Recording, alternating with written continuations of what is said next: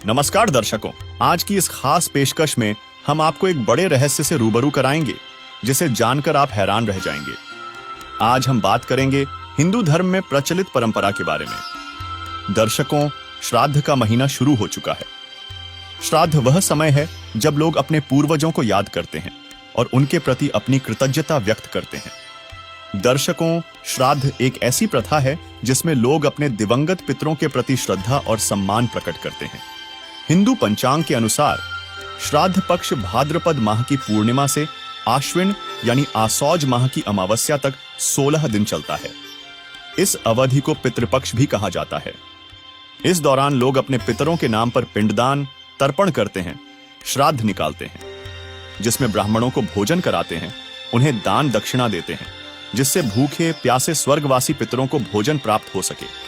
और यह सभी क्रियाएं हिंदू समाज अपने धर्मगुरुओं के बताए अनुसार कर रहा है, जो यह कहते हैं कि गंगा में अस्थियां बहाने और 13वीं करने से आत्मा मुक्त हो जाती है। तो जरा सोचिए, यदि इन विद्वान पंडितों, धर्मगुरुओं की माने कि गंगा में अस्थियां विसर्जन करने और 13वीं करने से आत्मा मुक्त हो जाती है, तो श्राद्ध आदि कर्मकांड की आवश्यकता ही क्या रह जाती है। दूसरा, ये धर्मगुरु ही हमें बताते हैं कि स्वर्ग में किसी चीज का अभाव नहीं है, तो फिर जब आत्मा स्वर्गवासी हो गई तो वह स्वर्ग में भूखी कैसे रह सकती है। और यदि स्वर्ग में भी भूखा प्यासा है तो वह स्वर्ग कैसा, वह तो नरक के समान है और वहां जाने का प्रयत्न ही फिर हम क्यों करें।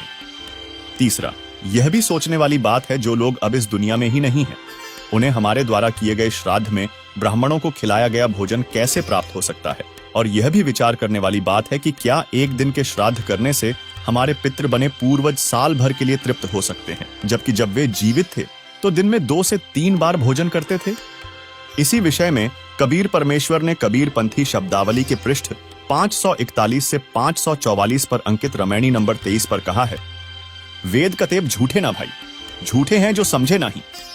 नर की नारी जो मर जाई कि जन्मे के स्वर्ग नरक समाई।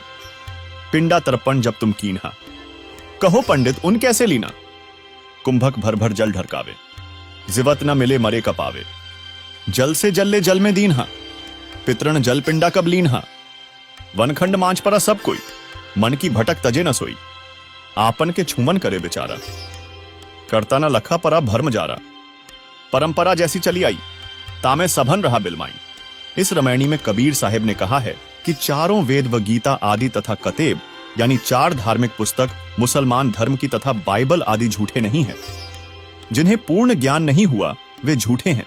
उन्होंने सर्व समाज को अधूरा मार्ग दे दिया। मान लीजिए किसी की पत्नी मर जाती है, वह मरने के बाद या तो दूसरा जन्म ले लेती है, या नरक या स्वर्ग चली जाती है, या प्रेत बन जाती है।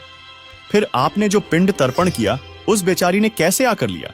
अब लौटा भर भर कर डाल रहे हो। यदि कोई व्यक्ति अपने घर पर है और आप उसके निमित्त जल डालो, फिर देखो उसे मिला या नहीं। जब जीवित को नहीं मिला तो मरे हुए को कैसे प्राप्त हो सकता है। अपने हाथों शरीर जलाकर श्मशान में डाल आए, फिर उसे पिंड दान करते हो। जीवित की सेवा करनी चाहिए, क्योंकि मरने के बाद श्राद्ध पिंडदान करने से कोई लाभ नहीं होगा। दूसरी तरफ यह देखा जाता है कि माता पिता जब जीवित होते हैं तब तो कोई उनकी चिंता नहीं करता और यहाँ तक कि उनका यथा उचित सम्मान भी नहीं करते, लेकिन मृत्यु उपरांत पंडितों के द्वारा बताए गए कर्मकांड को बड़ी श्रद्धा के साथ करते हैं, जो व्यर्थ है। इसके विषय में कबीर साहिब जी ने कहा है, जीवित बाप के लट्ठम लट्ठा मुँह गंग पहुंचैया। जब आवे आसौज का महीना कौवा बाप बनिया। दर्शकों, चलिए अब सबसे पहले यह जान लेते हैं कि जो श्राद्ध आदि कर्मकांड हम कर रहे हैं वह शास्त्र अनुकूल है या नहीं।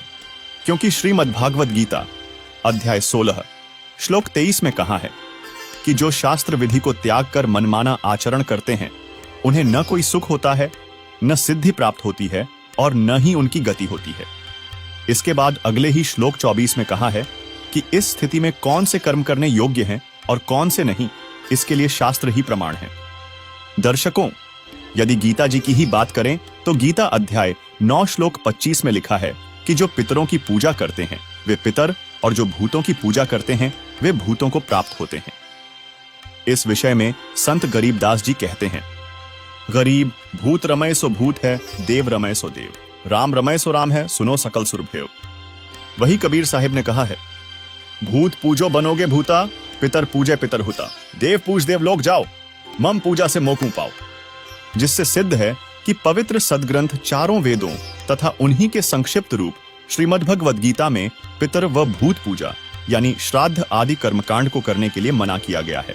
अर्थात श्राद्ध पिंडदान करना शास्त्र विरुद्ध मनमाना आचरण हुआ, जिसके करने से लोगों को कोई लाभ नहीं होगा, बल्कि अपनी तथा अपने पितरों की मुक्ति के लिए हमें शास्त्र अनुकूल भक्ति साधना करना चाहिए। क्योंकि श्री विष्णु पुराण के 3 अंश के अध्याय 15 श्लोक 55 व 56 पर लिखा है कि श्राद्ध के भोज में यदि एक योगी यानी शास्त्रोक्त साधक को भोजन करवाया जाए तो वह योगी श्राद्ध भोज में आए 1000 ब्राह्मणों तथा यजमान के पूरे परिवार सहित सर्व पितरों का उद्धार कर देता है।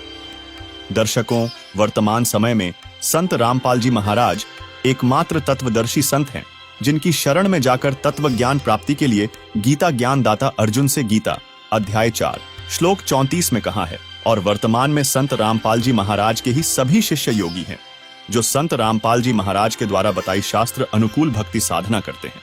वही संत रामपाल जी के सानिध्य में हर 2 से 3 महीने में साल में 6 बार 10 सतलोक आश्रम में सत्संग समागम किए जाते हैं, जिसमें 3 दिन धर्म भंडारा भी होता है, जहां सभी योग्यजन भंडारा खाते हैं। जो व्यक्ति ऐसे धर्म भंडारों में दान करते हैं उससे उनके सभी पितरों का उद्धार हो जाता है। साथ ही तत्वदर्शी संत का सत्य आध्यात्मिक सत्संग सुन समझकर शास्त्र अनुकूल भक्ति साधना करके व्यक्ति अपने मानव जीवन का भी कल्याण करवा लेता है।